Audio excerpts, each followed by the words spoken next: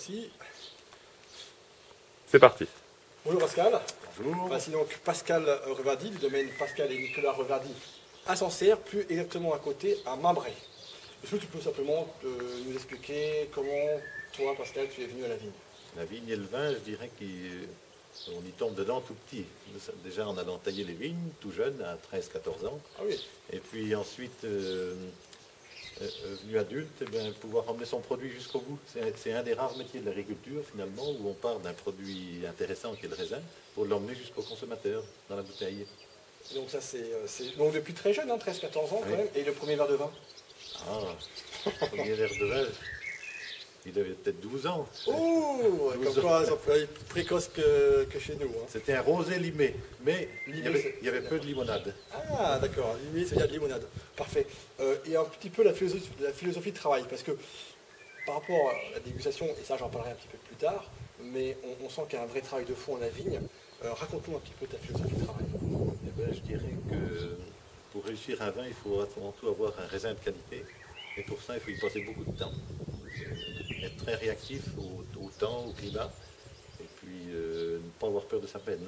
Sans un bon raisin de qualité, même le meilleur des œnologues ne peut pas réussir un grand vin. Ouais, d'accord, le vin se fait à la vigne avant de partir à 80%. Avant tout la vigne. 80%, oui, c'est possible. Donc tu es vraiment un amoureux de ta vigne. Hein, Ah oui. Parce que je t'ai vu faire tout à l'heure. Oui. Enfin, c'est génial. Donc pas d'herbicide, pas de pesticides, pas tout ceci, on est d'accord. La démarche bio, peut-être, enfin pas bio, mais comment tu pourrais définir ta On n'est pas démarche? en bio, mais on s'en inspire, notamment en début de campagne et en fin.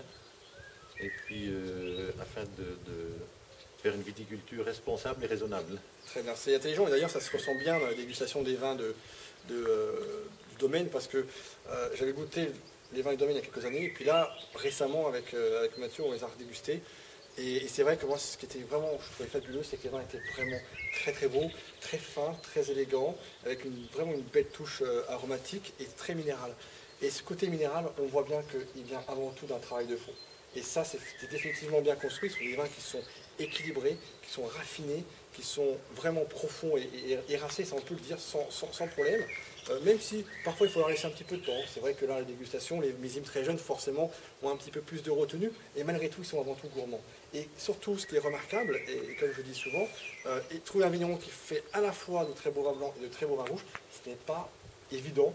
Et les vins rouges sont absolument remarquables de finesse, de densité et d'expression aromatique sur le fruit et surtout aussi sur le minéral. Et ça vous donne un résultat absolument génial. Et je trouve que voilà, moi je suis vraiment devenu amoureux des vins Sancerre et surtout des tiens en fait. Voilà. Merci bien. C'est un vrai plaisir.